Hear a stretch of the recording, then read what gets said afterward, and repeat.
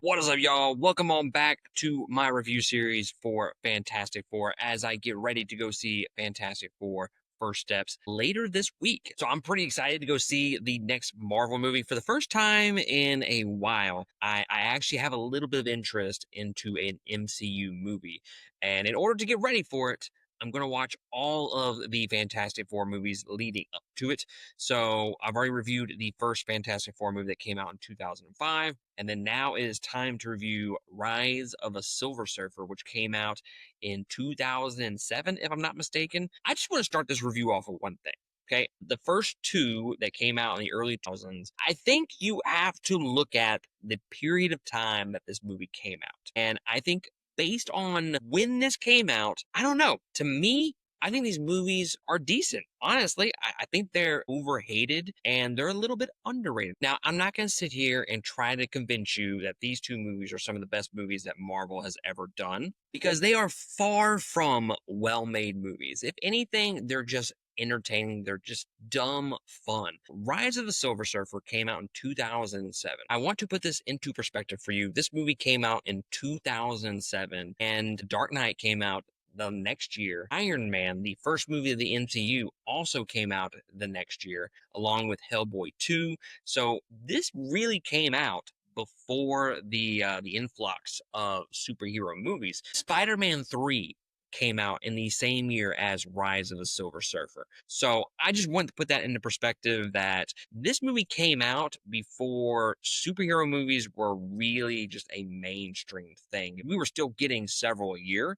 but it wasn't as wildly as accepted as when the following year in 2008, you get arguably two of the best comic book movies of all time at Iron Man and The Dark Knight. So this movie pales in comparison to either of those two movies. But again, I just think that you have to look at when this movie came out and it fits that time period. I don't know. A year later, we get some really, really great superhero movies from that point forward. But let's dive into Rise of the Silver Surfer just a little bit. I think that this movie is probably not nearly as well made as the first one. This one is pretty bad. If you're looking at it from a technical standpoint, this one pales in comparison to the first one.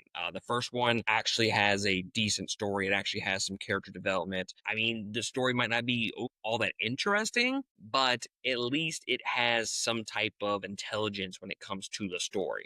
Rise of the Silver Surfer, despite the fact that I think I like this one a little bit more, I think it's more entertaining than that one. I wouldn't be surprised if there is like an interview somewhere or news somewhere that when you dive into the making of this movie, that this was supposed to be two movies because it really is a tale of two movies. We have the first half, which, yeah, we have the Silver Surfer in there a little bit, but he's really just kind of a side character up until maybe the last, 30 minutes of the movie. That's when he actually becomes a prominent character. The first half of this movie deals with the wedding. There's not much to it in terms of plot. We do have a little meeting where Johnny meets the Silver Surfer and he's able to swap powers with the other members of the Fantastic Four, which is it's funny. Like I don't understand the logic behind any of that. And the movie doesn't really care to explain that logic to you. It's just there to say, okay, look, he got affected by the Silver Surfer somehow. And now he can just, the second he touches another member of the Fantastic Four, he gets their powers and then they get his powers, which again, doesn't make any sense. And that's why I lean towards this not being a well made movie whatsoever. This is definitely the worst out of the two from a technical standpoint, but it's entertaining. Loved every moment of him just touching the thing or Sue or Mr. Fantastic and him swapping powers with them. And then even towards the end, when he gains all of their abilities, which also does not make sense because the whole premise of that is they swap powers. So how did he get everybody's power at once and then them not get any powers whatsoever? So the story just there's lots of holes there. You pretty much just have to turn your brain off for this movie in order to enjoy it.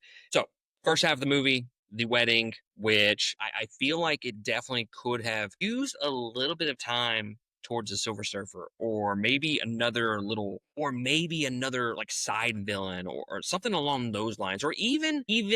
And when I say this, I want to preface all this with the fact that I don't think Doctor Doom should have been in this movie whatsoever. He is just thrown into the mix just because his name is Doctor Doom. Doctor Doom's inclusion into this movie is so lazy, so poorly written, that none of it feels believable. I do think that Julian McMahon's performance in the first movie is, and I already said this on the previous review, that I thought like his performance was good. I just don't think they did Doctor Doom justice. I didn't really care for that iteration of the character.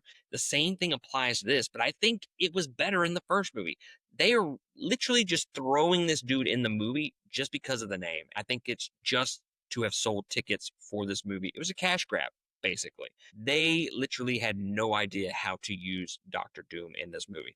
But hear me out. I kind of liked it. I'm not gonna lie. I kind of liked his inclusion into the movie. It's stupid. Doesn't make any sense. It's still not Doctor Doom to me, but damn was it fun. And I loved every damn minute of it.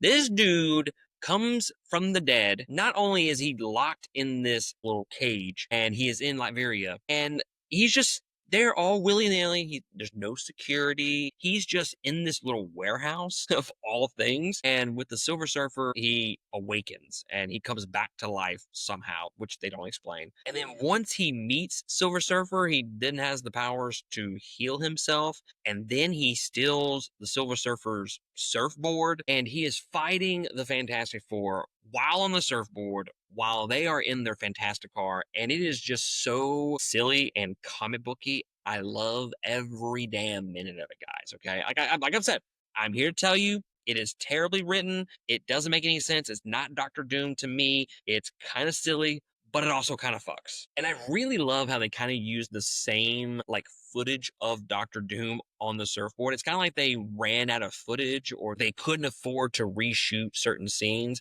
And it is literally the same image of him every single time.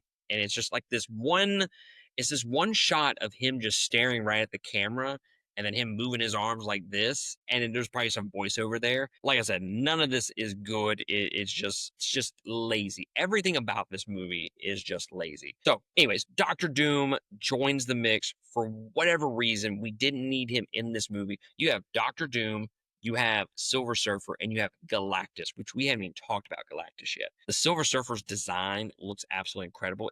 And I really like his character. I just wish I had more of him, to be honest with you. Lawrence Fishburne does a great job with the voiceover for Silver Surfer. I think the voice kind of fits it, so I'm definitely down for it. I think if you look at the design of this Silver Surfer versus the Silver Surfer of the new one coming out, like, guys, this came out like almost 20 years ago, and this one kind of looks better, to be honest with you. The new Silver Surfer kind of looks like doo-doo, but I'm going to wait to really validate my opinion when I go see the new movie. But now we get to Galactus, and I'm not going to sit here and talk 20 minutes about Galactus. I think everybody can agree that Galactus, say what you will about Doctor Doom, say what you will about Silver Surfer or the movie itself, Galactus is the worst part of this entire movie. I think with a villain so big, so huge and iconic as Galactus, the fact that you make him a cloud is legitimately one of the dumbest decisions I've ever seen in my life. It just did not work for me in this movie. There's no imposing villain. They're teasing this big bad over the horizon, and he's coming to swallow this world. But what happens in this movie to bring that tension of the fact that this world could be swallowed whole by Galactus? Because there's no tension whatsoever in this movie. None. It is pure entertainment factor. They didn't take the time to properly develop Galactus as a villain. I'll play devil's advocate here and say, like, make Galactus the cloud that swallows the earth. Okay, let's go with that. If that's the way that you want Galactus to be in the movie, that's fine. Let's go with that. You're gonna have to do some damn legwork to make him an imposing villain. This should be an end all be all character. He should be the big bad at the end of the movie that they have to fight. And they don't really fight anybody. They fight Doctor Doom for about 10 minutes, if that. And then Silver Surfer goes in there and explodes himself like Vegeta in the cloud. And that's the end of the movie.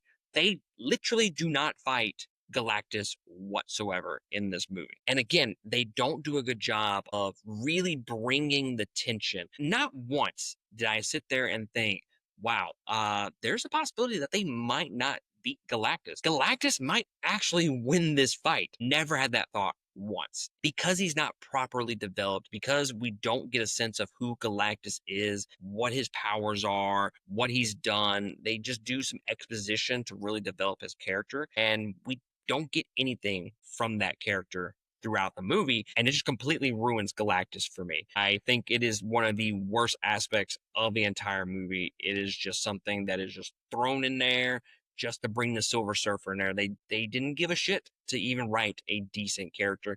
They thought, okay, Silver Surfer, Doctor Doom, but can we have Silver Surfer without Galactus? Probably not. So let's just throw Galactus in there.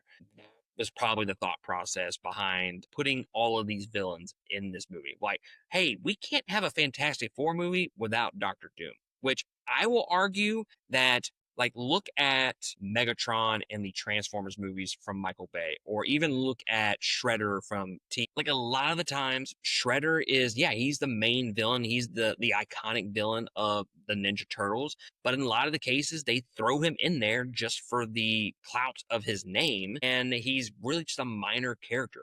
And then same thing with Megatron. I mean, you go past the first Transformers movie, and he's really not the main villain in any of those. They bring in other villains. And that's kind of what Doctor Doom does in this. So I'm not necessarily opposed to the idea that Doctor Doom is in another Fantastic Four movie. I really love Doctor Doom. I think he's dope. He has some really cool powers, and I think it could make for some great action set pieces. Not necessarily in these movies, but it could, right? So I'm definitely on board for having Doctor Doom in this movie. It's just they put no thought process behind putting him in this movie. They just threw him in and said, okay, let's figure out, wouldn't it be cool if he had the surfboard at one point? Which, by the way, is fucking cool, but that's neither here nor there. They just did not do any type of development of any of these characters. And honestly, the development of the Fantastic Four is kind of lackluster in comparison to the first movie. We get dumbed down versions of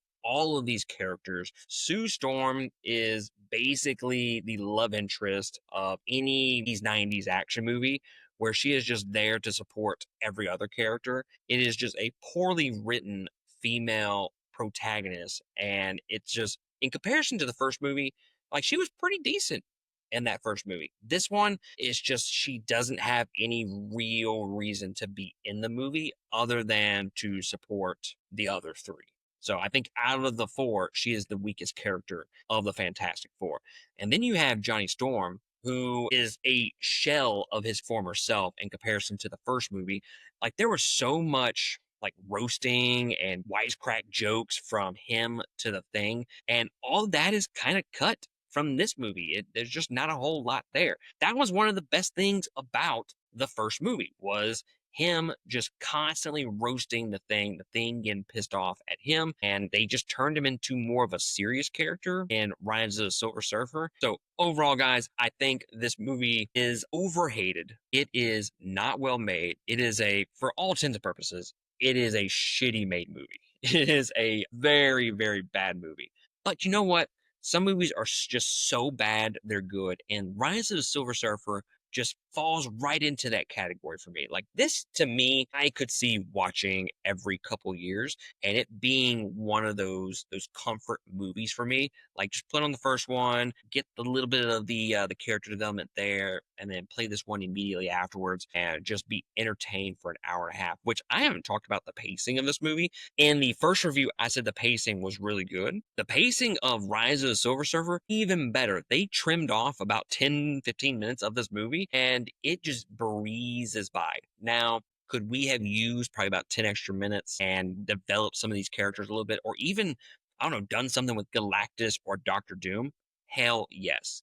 But would the movie be worse for it? Because I think one of the things that works for this movie so well is that pacing. This is a get in, get out type of movie. It doesn't waste any time with anything. I think they realize just what they did not have with this movie. So they were like, look, let's go so fast they might not notice kind of thing. So I stand by the fact that the pacing is good and that this movie is so bad that is good. It's entertaining more than anything.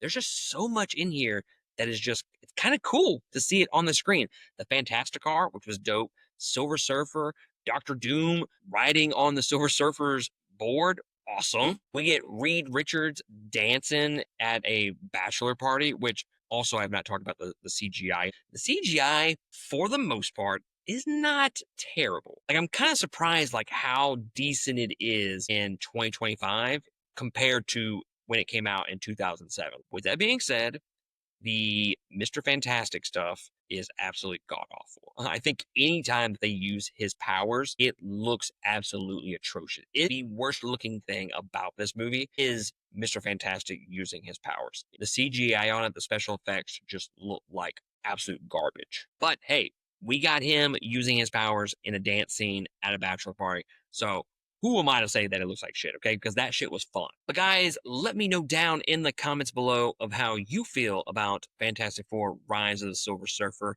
Is it so bad it's good? Do you hate the movie? Let me know your thoughts down below. Make sure you hit that notification bell so you will know when that review drops. But go ahead and hit that like and subscribe button. It really helps us out with our channel, and I would greatly appreciate that. But with that all being said, guys, thank you for joining me, and I'll catch y'all next time on another episode. Latest.